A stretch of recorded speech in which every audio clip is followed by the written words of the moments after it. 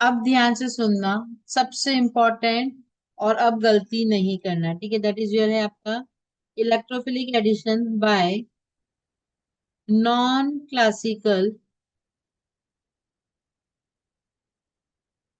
Carbocation mechanism.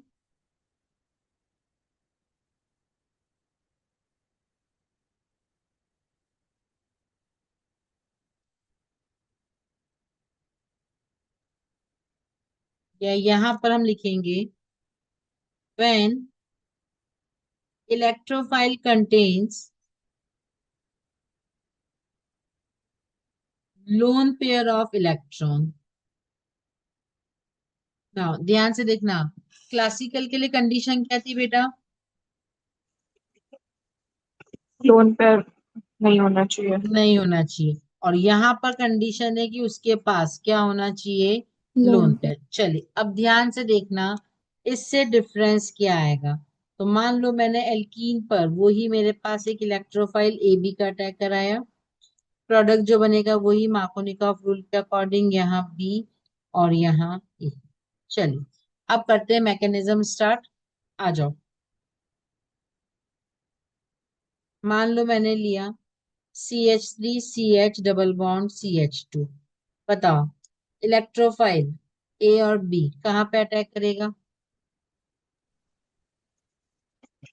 B पर। B पर।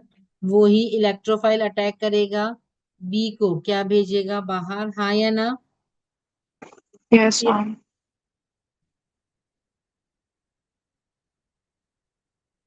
अभी बिल्कुल सिंपल लेकर चल।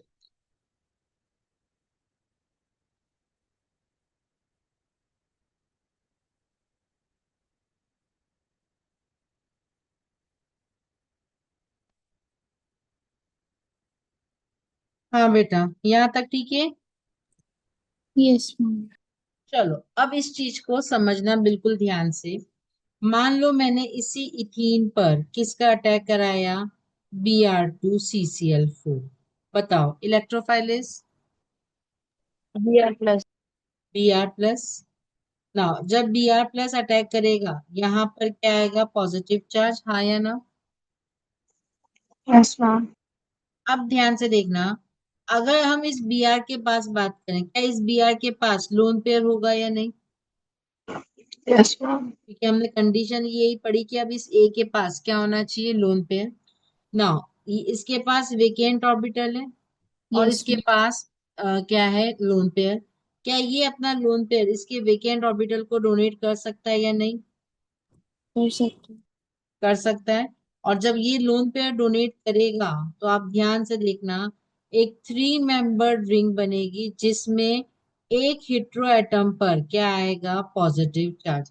इस तरह के कार्बोकेटाइन को हम क्या नाम देंगे? Non classical.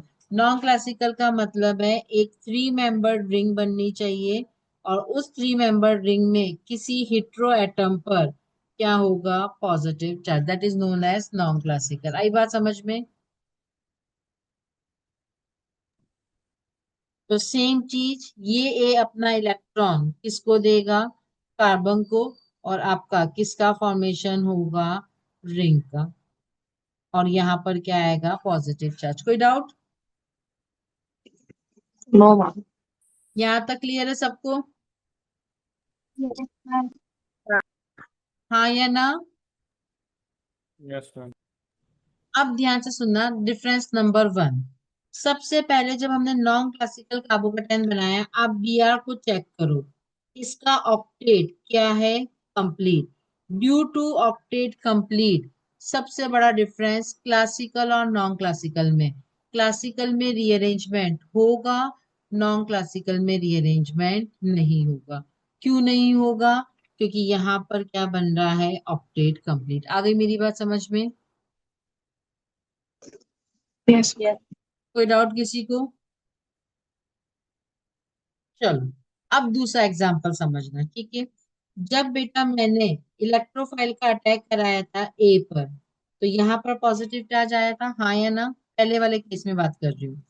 अब ये कार्बोकेटाइन मेरा प्लेनर बना था, तो जब प्लेनर बना था तो ये B minus above the plane भी अटैक कर सकता था और बिलो द प्लेन भी, हाँ या ना?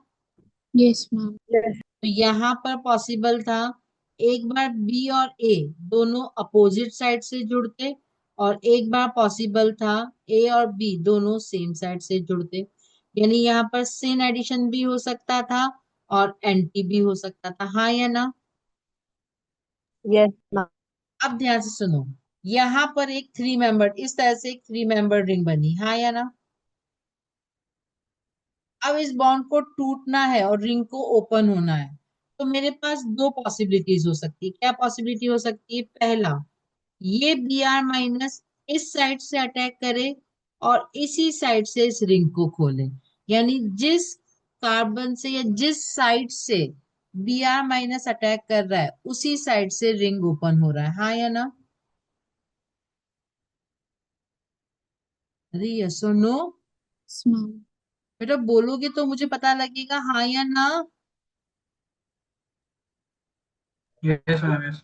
चलो, और जब ये सेम साइड से अटैक किया तो आपका जो प्रोडक्ट बना वो कुछ ये बनेगा। चलिए, दूसरी पॉसिबिलिटी क्या हो सकती है बेटा, कि बी आर माइनस उस साइड से अटैक करे which is opposite with respect to, यहां से रिंग ओपन हो रही है। यानी रिंग आपका ओपन हो रहा है, मान लो बिलो द प्लेन, तो न्यूक्लियोफाइल कहाँ अटैक कर रहा है? Above the plane. तो यहाँ पर एक पॉसिबिलिटी ये हो सकती है। अब मुझे बताओ कौन सी पॉसिबिलिटी, क्या दोनों, जैसे इस केस में दोनों पॉसिबिलिटी सेम थी क्योंकि कार्बोकेटाइन प्लेनर था, तो न्यूक्लियोफाइल अबव द प्लेन या बिलो द प्लेन कहीं से भी अटैक करता, बात सेम थी। लेकिन यहाँ पर अगर हम बात करें, क्या दोनों साइड से अटैक करना बात सेम रहेगी या डिफरेंट रहेगी? डिफरेंट। डिफरेंट रहेगी। तो कौन सा पाथ ज्यादा अच्छा होगा, जब सेम साइड से न्यूक्लियोफाइल अटैक करे या अपोजिट साइड से? अपोजिट साइड से। अपोजिट साइड से। दैट्स वाई याद रखना, it is an example of anti addition. यानी यहाँ पर इलेक्ट्रोफाइल और न्यूक्लियोफाइल हमेशा एक दूसरे के क्या जुड़ेंगे? Opposite side. अभी ठीक है, इस कंपाउंड में तुम्हें लग रहा है दोनों सेम ही है, यहाँ ठीक है, लेकिन जब आगे मैं बताऊंगी तब और समझ में आएगा। आई बात समझ में? जी मैम। यानी इस केस में अगर हम बात करेंगे तो अब जो न्यूक्लियोफाइल है it will attack opposite side with respect to electrophile, और आपका क्या बनेगा? प्रोडक्ट। कोई डाउट किसी को? तो दो बड़े बड़े डिफरेंस। सबसे पहला डिफरेंस, क्लासिकल में क्या हो रहा था? रीअरेंजमेंट। नॉन क्लासिकल में रीअरेंजमेंट नहीं होगा, पहला difference. Difference number two, classical में सेम साइड से भी अटैक हो सकता था और अपोजिट साइड से भी, यानी सिन और एंटी दोनों प्रोडक्ट्स बनेंगे। जबकि नॉन क्लासिकल में सिर्फ और सिर्फ कौन सा एडिशन होगा? Anti addition. कोई thank you. Doubt? No ma'am. Clear है सबको? Yes ma'am. चलो, नोट करो। मैम। बोल बच्चा। मैम इसका अटैक ऊपर से फेवरेबल क्यों है मैम, ये नीचे से? बेटा तू नहीं, अगर ये बिलो द प्लेन बनता तो अबाउ द प्लेन, और अगर अबाउ द प्लेन यानी अपोजिट साइड से।